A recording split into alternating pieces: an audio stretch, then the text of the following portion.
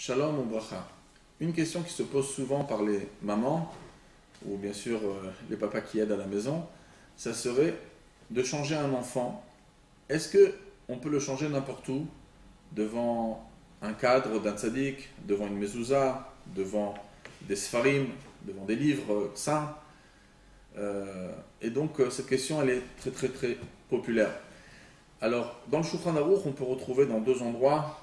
aussi dans l'Admor Hazaken, dans le Siman 45 et dans le Siman Reshain E, par rapport au Nerot Shabbat, de ne pas laisser un bébé déshabillé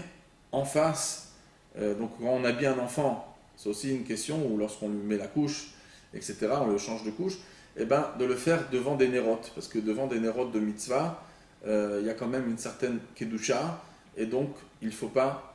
les changer devant. La même chose pour les Sfarim, ça, on peut le retrouver dans le Siman 45, de ne pas échanger un enfant devant des Sfarim, et même pas simplement le changer, des fois il y a des mamans, le bébé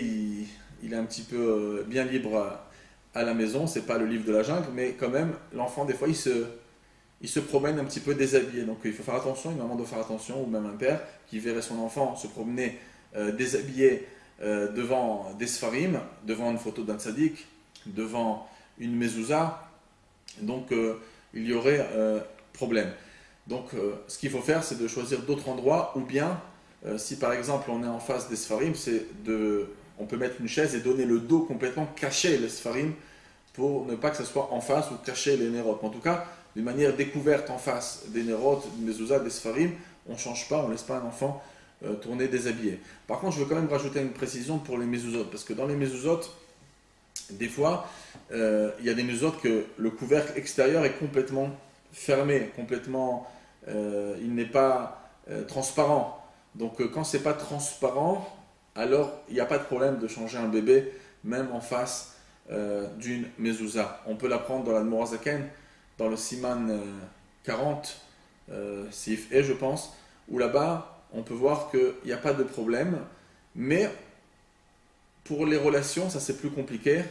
Pour une relation en face d'une mezouza qui serait à l'intérieur de la maison, malgré que là aussi l'Admor Hazaken, il est méquel parce qu'il rajoute que c'est fixé à un mur, c'est comme si c'était dans un autre réchoute et qu'en plus c'est complètement caché, parce qu'on ne parle pas d'un couvercle de mezouza transparent, mais il y a quand même certains que quand c'est dans la chambre, très souvent, il n'y a pas de problème, quand on ferme la porte, la mezouza se trouve en dehors de la chambre des parents. Mais quand c'est dans la chambre des parents et que la mezouza, même qu'elle serait fermée, il y en a qui sont quand même marmir de faire un kissouille à part,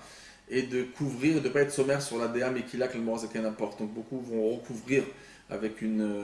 un papier, envelopper un petit peu la mezouza pendant la mezouza, lorsque la porte se ferme, c'est à l'intérieur. Mais ça, c'est une moi pour la relation. Pour changer un bébé, si la mezouza elle est complètement